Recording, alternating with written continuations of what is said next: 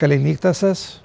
Μεγάλη χαρά σας παρουσιάζω ένα συγκρότημα από την Βραζιλία, μια οργάνωση, και σας καλωσορίζω όλους που είσαστε σήμερα σε αυτή την συγκέντρωση, η 33 του Ίσμη, και εγώ είμαι Κωνσταντίνος Κομνηνός, είμαι επίτιμος πρόξενος στην Κουριτίμπα, πρωτεύουσα της νομαρχίας Παρανά, νοτίου Βραζιλίας.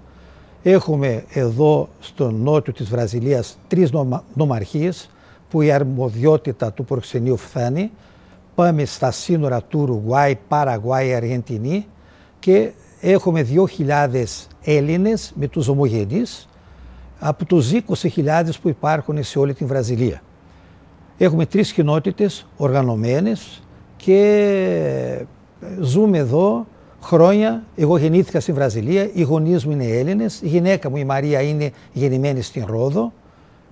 Έχω μεγάλη τιμή να σας παρουσιάσω σήμερα το House Music Κουριτίμπα, που ιδρύθηκε από πρωτοβουλία της πιανίστας Σαλέτ Κιαμουλέρα και συγκεντρώνονται στα σπίτια.